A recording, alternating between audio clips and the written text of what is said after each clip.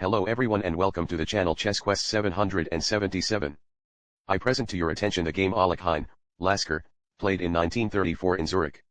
After the moves d4 d5 c4 e6 knight c3 knight f6 knight f3 bishop e7 bishop g5 knight d7 e3 castling with the move c6 the so-called Capablanca system was played, in which black intends to give up the center, simplify the position with some exchanges and then carry out a counter-attack in the center. White continues development, not fearing the noted plan. The game was followed by d takes c4 bishop takes c4. After knight d5, creating a threat of taking the bishop, white is forced to exchange dark squared bishops. And after queen e7 white can continue the game in several ways. They choose knight e4. Knight e4 means refusing to exchange pieces and preserving the fighting potential of the pieces for a possible future attack. Black insists on exchanges, but white evades, consistently pursuing his line. e5. Instead of e5, it would have been possible to play the queen b4 here, thereby forcing an exchange of queens, since this is a double attack. Here, the queen is forced to cover in order to simultaneously protect the pawn. In this case, there would have been an endgame, in which white would have had slightly better prospects, but there would have been no attack. But black played e5. White continues to develop by castling, and here knight f5 follows, an intermediate move, actively placing the knight on f5. Then the queen d8 and the other knight went to the center. Both of white's knights are well placed, one in the center, the other knight on f5. And in principle, the knight standing on f5 constantly provokes g6 to be played. After g6, the black squares will be weakened. This is the idea of placing the knight on f5. Black plays knight e5, attacking the bishop. The bishop b3 leaves the bishop on the diagonal b3 f7, and black took one of these annoying knights. Bishop f5 knight f5. In principle, this corresponds to both the principle of development and the principle of reducing the number of attacking pieces of the opponent. Thus, the bishop f5 knight f5 and queen b6 followed. It would seem that the queen b6 move is unremarkable, but as it turns out after the queen b6 the queen has moved away from the king's side.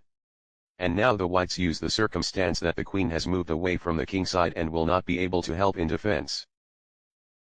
Next comes both a strengthening and developing move queen d6. Possible moves knight d7 and knight g6.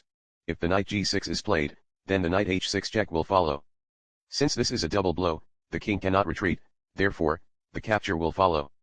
And on the queen f6 here there are only ruins of the pawn shelter of the king's side, and strategically the black game is very difficult. But the knight d7 followed in the game. It should also be noted that it was impossible to protect the knight, for example, with the rook on e8, since in this case the knight on e7 would declare check. This breaks the connection between the rook and the knight, and black suffers certain material losses. Therefore, the knight d7 followed. White finishes developing his pieces by moving the rook d1. At the same time, the rook is placed on an open file. Black also places the rook on an open file. Well, some kind of confrontation between the rook and the queen arises. Naturally, it is advisable to remove the queen in such situations. It can be removed to f4 and g3. Alekhine preferred the queen g3, simultaneously with the threat g6 follows. At the moment, there is no threat, since this is a pin. But then the queen g5, the queen is strengthened and in some variations there is a threat of using the weakened black squares. After g6, black plays the king h8, thus the pawn g6 is untied and a threat of capturing the knight is created. But the knight jumps further to d6, it also occupies a very strong position. Next, the king g7. Black returns to g7, thereby strengthening itself somewhat. But if they did not want h6, this move looks rather strange. And they did not want h6, since there will be a knight f5 on h6.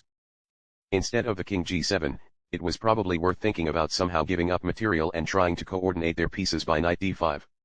But this is also the lesser of two evils. Black's position is quite difficult. On the king g7, white continues to strengthen its position with the move e4. It would seem that the pawn joins the attack, that is, with the move e5. In fact, white's hidden plan is to open the third rank for one of the rooks, that is, a corresponding transfer to h3 or f3. This plan must also be taken into account when playing black. Black plays knight g8. Here one of the rooks is already approaching along the third rank, and here black played f6. After f6 it is suggested to pause and try to find a combination.